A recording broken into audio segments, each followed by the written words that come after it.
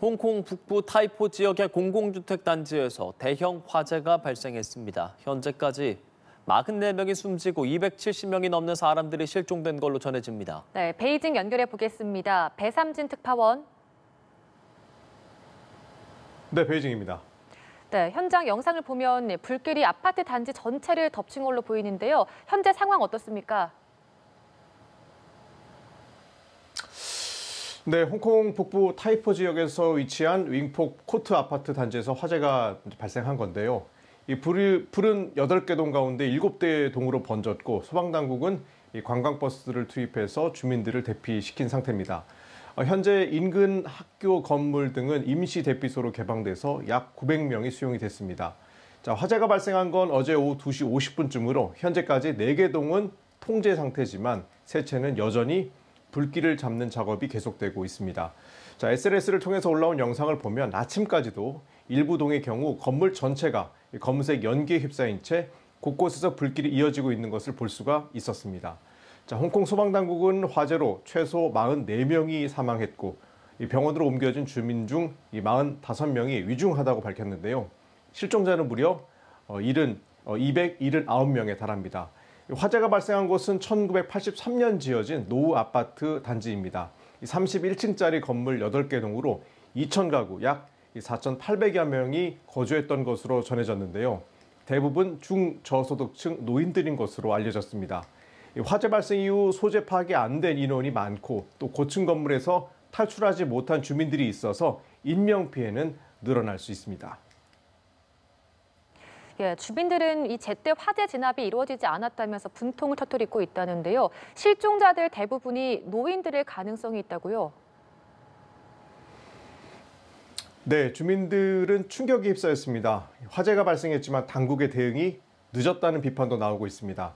자, 일부 주민들은 소방서가 가까워서 진화가 빨리 이루어질 줄 알았는데 그렇지 못했다고 밝혔습니다.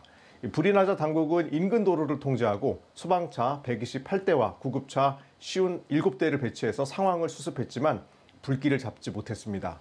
자, 주민들은 나란히 묶인 배들이 타고 있는 것 같다고 당시 상황을 전하기도 했는데요.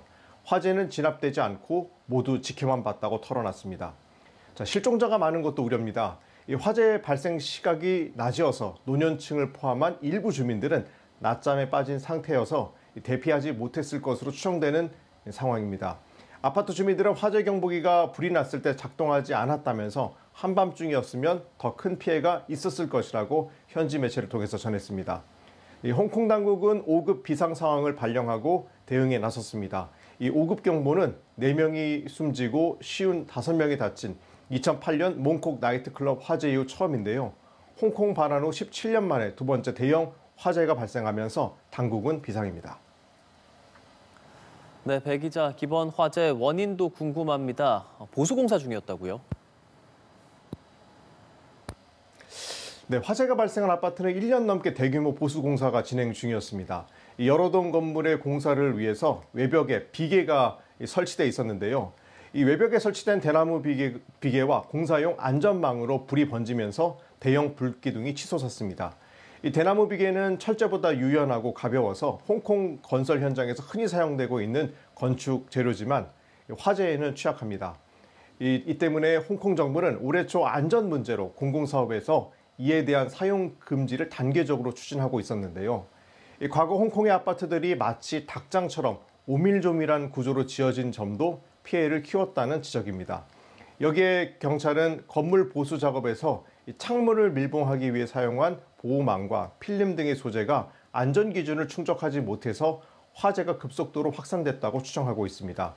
홍콩 경찰은 오늘 새벽 이 아파트 공사를 맡은 건설사 이사 2명과 엔지니어링 컨설턴트 1명을 과실치사 혐의로 체포했습니다.